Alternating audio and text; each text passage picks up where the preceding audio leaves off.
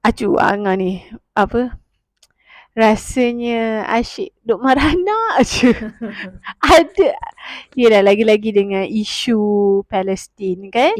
So memang kita sebenarnya tak stabil sangat. Perasaan tu ialah rasa hopeless juga, walaupun yes kita bantulah daripada mana level yang kita mampu kan. Tapi saya rasa ya Allah kesiannya sampai mengganggu kepada kita punya emosi kat sini. Lepas tu bila emosi terganggu ni mulalah trigger sikit je dah nak marah dah. Apa nama, dan kadang-kadang rasa biasanya orang boleh relate ni. Yang marah-marah ni biasanya mak dia. Mak kau hijau semua kan. Term-term mak kau hijau ni. Kalau Acu pun yelah anak dah besar kan. Ya Ngah, dulu-dululah Pak Cu pernah cakap lah kan, mana kalau masa anak baru kecil, anak yang pertama baru umur sebulan, 2 bulan, 3 bulan, 4 bulan, bila abahnya cakap tinggi sikit suara ke anak, macam ibaratnya mak yang nak menangis. Bukan main lah, lembutnya lah jiwa pada masa tersebut. Tapi selepas masuk anak yang ketiga, dah berubah 360 darjah. Okay. Lain dah. It's normal Angah untuk kita rasa marah. It's normal sebenarnya. Okay.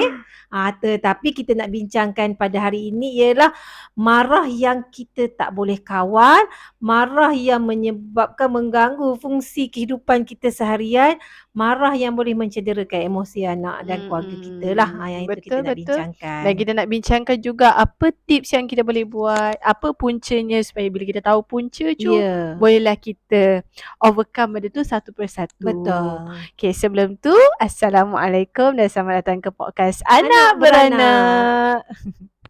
Okay, start kejap. Okay Cu, sebelum kita tengok lebih detail, kita rasa kita tengok dululah apa punca sebenarnya kenapa kemarahan ni biasanya berlaku di kalangan mak. Ayah tak marah ke? Marah juga kan?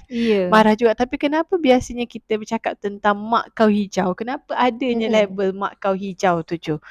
Angah rasa satu adalah mak-mak ni dia mudah overwhelmed dengan banyaknya kerja-kerja, tanggungjawab ataupun tugasan ataupun mental load dia dah penuh sangat dah dalam mental dia ni. Apa benda yang kena buat? Lepas balik kerja ni, ambil anak, lepas ambil anak nak kena simpan barang, masukkan baju kotor dalam mesin basuh, keluarkan lauk, nak defrost lauk contohnya, nak masak nasi, sementara nak masak nasi pula anak-anak lapar nak minum petang, kena ready dulu. Ada makanan petang dulu, nak goreng nugget dalam air fryer ke. Banyak Cu benda tu. Dia bersusun-susun. Lepas tu anak nak kencing, nak mandi, nak berak, inilah. Yang kalau ada baby lagi nak menyusu lah pula. Sambil-sambil nak buat tu. Tudung tak sempat cabut lagi rasanya waktu tu. So dia dah buat dah macam tu, dah ada dah plan dia. So bila Angah rasalah benda ni non-stop ada, dia jadi sangat fed up kot. Fed up, rasa penat sangat rasa kat situ. Rasa itulah salah satu puncanya lah yang menyebabkan mak kau hijau ni ada. Wujudnya mak kau hijau. Mungkin selama ni dia boleh buat benda tu, tak ada masalah pun, buat sebenarnya tak ada masalah. Tapi bila repeated banyak kali, macam contohnya gunung berapi Cu. Gunung berapi dia ada sikit energi dah ada kat dalam tu, sikit. Tapi bila dah makin lama bertahan kat situ, pom, meletup. Itu yang mulanya kemarahan tu. Betul. Ataupun kita nak buat analogi gempa bumi, benda yang sama kita gesek macam tu juga. Frekuensi yang sama, kekuatan yang sama, tapi once sekali gosok yang terakhir tu menyebabkan dia terpecah. Itulah dia bendanya. Betul Angah. Okay, macam Acu kata tadi lah, it's normal sebenarnya untuk kita rasa nak marah, untuk kita rasa sedih, untuk kita rasa macam penat. Manusia kan? Sedih, rasa nak menangis, itu normal sebenarnya. Cuma perasaan-perasaan tersebut dia akan datang dan akan pergi sebenarnya. Dia akan pergi. Tetapi apabila dalam keadaan tertentu, kadang-kadang dia datang dia tak mau pergi-pergi dah. Perasaan nak marah tu datang tapi dia tak nak pergi-pergi dah. Dia lekat kat hati kita. Yang tu yang menyebabkan kita kadang-kadang meletup pada tempat yang tak sepatutnya. Okey, kita marah kat benda lain tapi bila balik rumah anak merengek sikit, kita marah kat anak berlebih-lebih pula.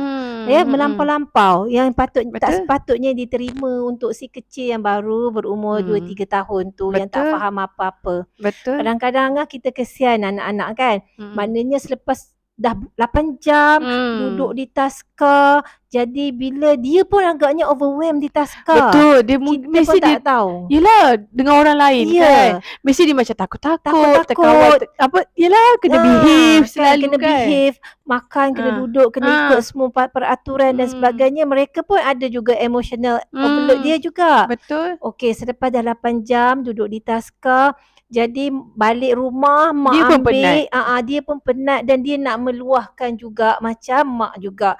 Tapi anak-anak ni meluah dengan cara macam mana? Merengek, menangis ataupun dia tak nak duduk diam, main nak berkepit dengan kita, nak berdukung. Okey, dia tak pandai lah nak luah macam orang dewasa. Mak, tadi saya stres sangat kawan rampas barang. Dia tak pandai nak luah macam tu. Dia Betul. luah dalam bentuk tingkah laku yang macam kita sebutkan tadi lah. Betul. Top baru je anak nak berkomunikasi macam tu. Ya, mak pula yang tadi dah penat di tempat kerja, penat dengan kerja rumah, hadap jam, mengangkut barang, kena pergi beli barang pula, nak masak malam ni, tengking anak. Okey?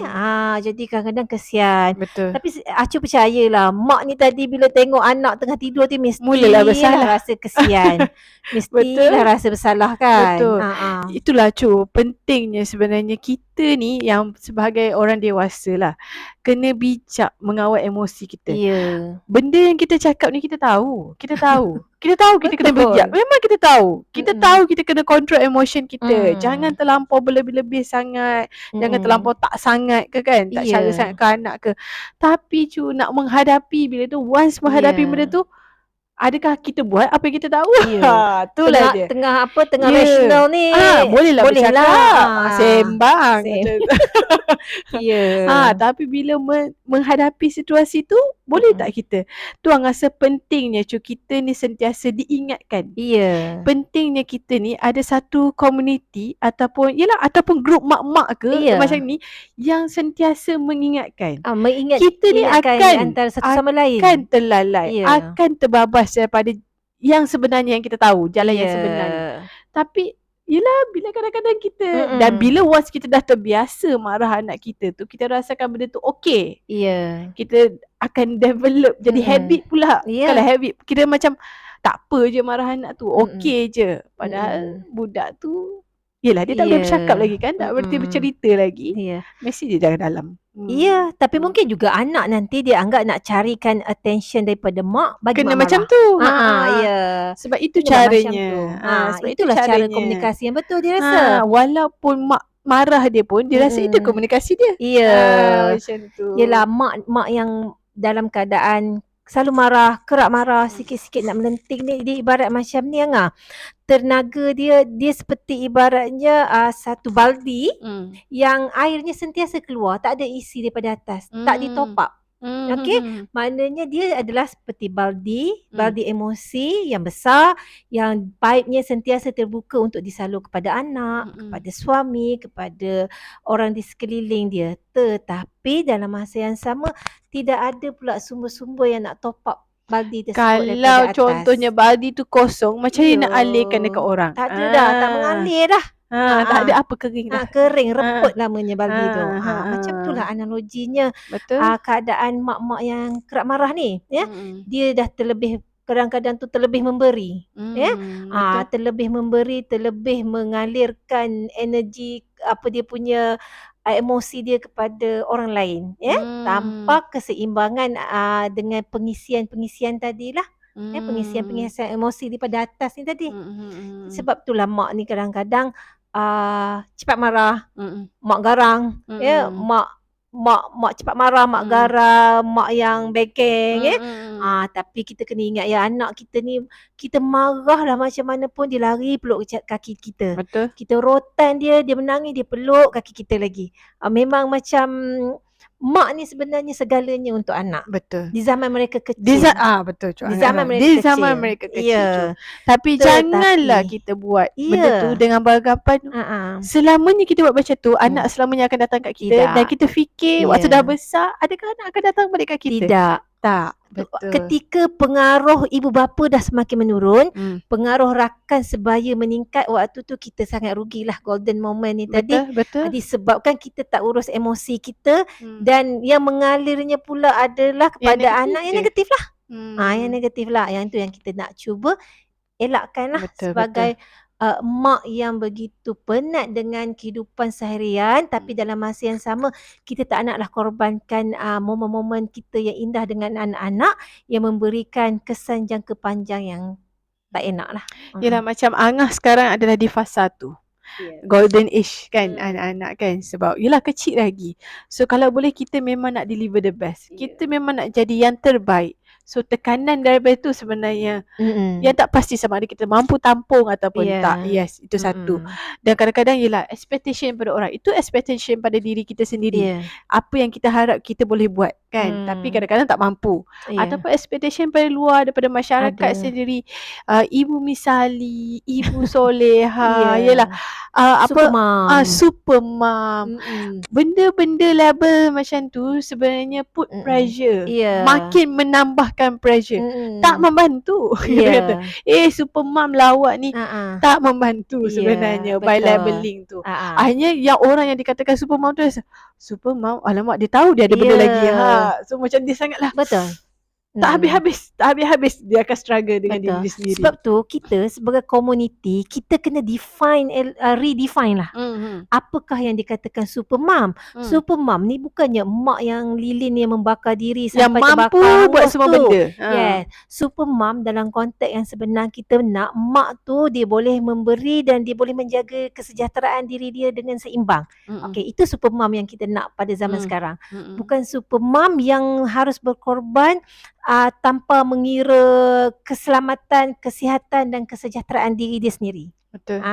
Ibu yang misali ni, ibu yang sejati, lagu dah ni, kan?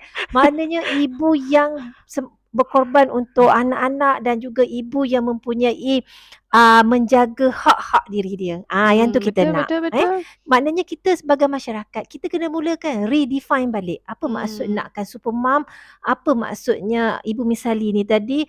Apakah maksudnya ibu yang hebat dan sebagainya? Itu yang penting sekarang ni. Dia ibu, yelah ada tendensi untuk memakan diri lah. Kan sebenarnya. Ada Angah tengok satu cerita dekat Netflix, nama dia Dose of Happiness. Cerita Korea, tapi dia berkisah, episod itu semuanya berkisah tentang mak. Bukan tentang mak, tentang mental health. Episod yang satu tentang mak yang terlampau menjaga anaknya. Sampai semua dia decide untuk anak dia, sampai anak tu dia rasa macam terkongkong dan dia tak rasa diri dia sendiri. Dia ada anxiety macam tu. Ada juga episod yang mak yang bekerja, yang cuba balance kan antara working life dengan juga sebagai ibu kat rumah. Dia nak menjaga anak dia sampai dia sendiri yang terkorban. Sampai dia yang menjadi pesakit kepada penyakit mental tu lah kiranya, betul, kan. Dia asyik nak try to deliver the best sampai dia memakan diri dia sendiri. Betul. Bila bercakap macam tu Angah, okey, maksudnya kita tak boleh pandang remeh bila kita ni dah jadi yang orang yang cepat marah. Kita dapat rasa sebenarnya emosi kita berubah. Okey, kita sebagai mak sebenarnya bercakap tentang kesihatan mental tu tadi, sebenarnya kita dapat rasa perubahan pada diri kita bila kita dah tak jadi real self. Betul. Kita dah tak jadi diri kita sebenar. Jadi untuk mak-mak, kalau kita rasa kita punya keadaan kita dah mula berubah, tak macam dulu, cepat-cepatlah kita cari solution ataupun cara mengatasinya. Kita tak nak daripada Kontinuum kita cepat marah ni tadi tanpa dirawat, tanpa dijaga dengan elok, tanpa kita kawal dengan faktor-faktor lain yang akan menyumbang, nanti kita boleh dapat penyakit-penyakit mental yang kita harap kita tak nak dapat lah. Betul Cu, Itu yang kita tak nak. Okey, kita tak nak lah kan macam perkara tersebut menyebabkan kita bergerak daripada masalah cepat marah kepada berkembang kepada masalah kesihatan, bukan kesihatan dah ni, masalah penyakit mental yang lebih berat dan memerlukan rawatan yang lebih panjang dan melibatkan ubat-ubatan lah. Elak dulu. Kita ibaratnya mencegah adalah lebih baik daripada kita mengubati sebenarnya. Iaitu perlu ada check and balance lah tu maksudnya Cu. Kalau macam contoh je lah, kadang-kadang kita nak mendapat kesedaran diri kita yang dah lari daripada norma tu, kita tak sedar diri Cu. Tak sedar diri manusia ni kan. So kalau contohnya kita ada pasangan yang alert dengan keadaan kita, perubahan yang kita, tu baguslah kiranya kan, sangat bagus. Ataupun kalau kita ada keluarga terdekat ke yang boleh nampak, rasanya ni penat sangat ni katakan. Benda tu sangatlah dialu-alukan sebenarnya.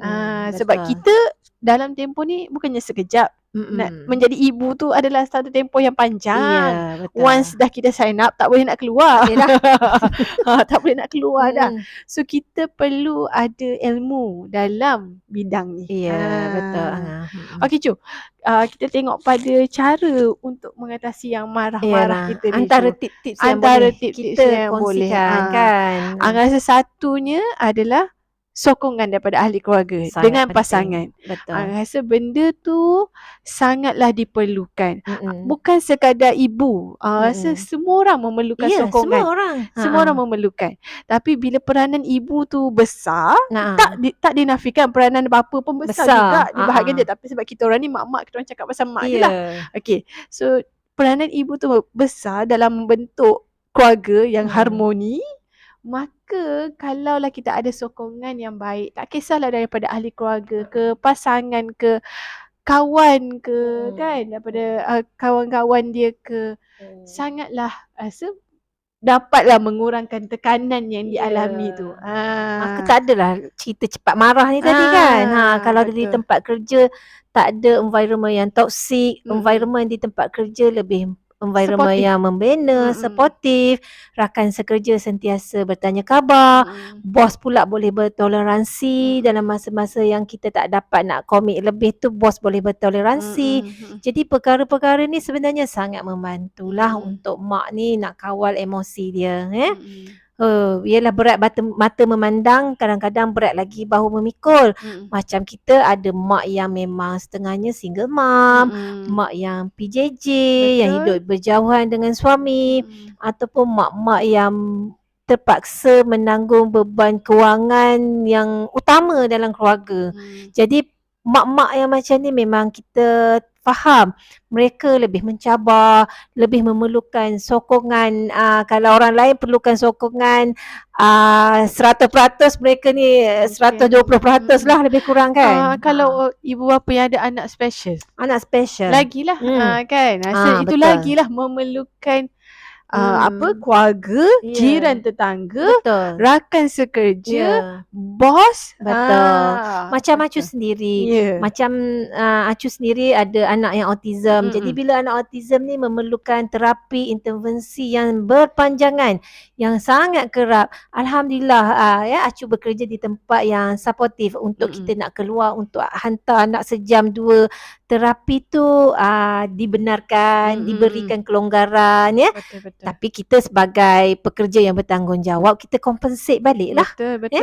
Mungkin ada hari yang tertentu kita balik lewat sikit, ataupun waktu weekend kita datang untuk berurusan dengan pelajar tanpa kita kira apa-apa pun. Jadi itu boleh ganti balik apa yang telah kita gunakan untuk terapi anak tu. Betul. Dia bukan untuk tempat kerja juga, untuk ketenangan jiwa kita juga sebenarnya. Berkat. Okey. Betul. Perkara tersebut menyumbang. Lepas tu rasa lagi satu, macam Cu cakap tadi, maksudnya kena pandai atur jadual lah. Atur jadual, ataupun pandai bahagikan tugas dengan suami.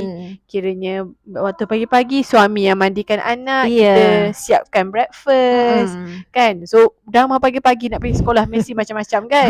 So waktu tu janganlah lelaki pergi minum kopi. Time tu lah nak baca surat khabarnya. Time tu lah nak baca surat khabarnya, nak tengok phone-nya. Lepas tu dia expect masuk-masuk dah siap nak masuk anak dalam kereta je. Memang berapi lagi lah maknya. Bakal berapi lagi kat situ. Satu lagi rasa yang penting, macam Acu cakap tadi, yang baldi tadi. Pentingnya mak tu untuk jaga diri dia sendiri, pastikan dia sendiri terisi. Ya mak, bila dia happy barulah dia dapat deliver the happy sahaja. Ada mood nak main dengan anak. Betul. Ada mood nak main cium-cium anak ke, getik-getik anak ke, baru kita ada mood. Kalau contohnya kita moody, apa nak geletek macam tu, muka pun dah macam apa dah. Betul. Tak boleh, benda tu tak boleh nak dibuat. So yang pentingnya kita dulu kena pastikan kita okey, barulah kita senang nak deliver yang the best untuk semua. Betul. Okey, yang ni selalu kami ulang, maknanya self care. Dia perkataan tu pendek macam tapi klise je, self care. Tapi sebenarnya impact dia sangat besar ya mak-mak. Dia ada dua, self care dan juga coping skill. Okey, self care ni kita amalkan bila kita stres ke, kita tak stres ke, bila-bila masa kita sentiasa amalkan. Dia ibaratnya sebagai satu macam perisai lah untuk kita apabila berhadapan dengan waktu-waktu yang sangat sukar tu, kita ada resilience. Okey? Manakala coping skill ataupun kemahiran daya tindak ni adalah teknik-teknik yang kita gunakan waktu kita tengah stres tu. Apa yang kita patut buat? Adakah kita akan melenting? Melenting ke, jerit bagi satu taman dengar ke, ataupun kita buat deep breathing ke, ataupun kita berehat sekejap ke, duduk sekejap, contemplate sekejap ke. Yang tu yang kita kena belajar. Tapi kalau nak cerita sekarang panjang nanti. Betul-betul Cu. Yang bahagian stres macam mana nak coping ni rasa memang sangat sebab semua orang boleh melalui benda ni. So betul. Kalau kita ada ilmu daripada awal, beramai-ramai kita tahu benda ni, InsyaAllah kita boleh praktikkan bersama-sama. Betul. Kan. Barulah anak kita, keluarga kita pun akan membesar dalam keadaan yang lebih sihatlah untuk diorang. Kan. Dan it's okay sebenarnya kita tahu dan kita sedar yang bila kita bermasalah, kita carilah pertolongan. Betul. Carilah pertolongan. Pada peringkat awal tu mungkin orang yang kita percayai dahulu, kita boleh cari jumpa seperti rakan-rakan kita ke, ataupun ahli keluarga kita ke. Okey. Tapi kalau kita nampak masalah kita tu agak berpanjangan dan agak merunsingkan kita, carilah professional help. Carilah bantuan-bantuan profesional seperti kaunselor ataupun psikologis yang boleh bantu kita untuk merungkaikan balik apa yang kita hadapi. Macam kalau Angah kata tadi lah yang stres tadi kan. So semua orang rasanya kalau ada knowledge tentang benda ni, apa yang perlu kita buat bila kita stres, apa support yang kita boleh dapat. Mungkin kita boleh bantulah kan. Bukanlah kita boleh bantu. Maksudnya mungkinlah kita boleh sama-sama membantu. Macam tu. Betul kan. Okey Cu, lagi ada ke? Okey, lepas tu mak-mak jangan lupa jaga tidur jaga tidur. InsyaAllah topik kami yang selepas ni kami nak bercakap tentang pentingnya tidur untuk mak-mak ni. Sebabnya tidur yang berkualiti ni akan membantu kita untuk berasa segar untuk keesokan harinya. Bila kita dah mula badan dah segar, jadi apa pun masalah yang datang pun kita dapat tengok daripada angle yang lebih positif. Dia macam baldi kita dah penuh sikit lah tu bila kita tidur tu. Kita tadi. Dah penuh sikit dah. Kita dah ada dah top up balik dah tenang balik dah. Baru kita boleh deliver. Betul. InsyaAllah lepas ni kita gitu pula. Okay, Angah rasa sampai situ sahajalah untuk yang episod kita kali ni. Yang bahagian mak kau hijau marah kan. Bukan nak kata orang lain tak marah. Yes, orang lain marah juga. Tapi kita fokuskan kepada mak dan apa yang boleh kita buat bila kita menghadapi situasi yang macam mencabar keimanan kita ni. Gitu. InsyaAllah. Okay, so kita berhenti sampai sini dulu. Assalamualaikum. Bye. Atif, bye Atif.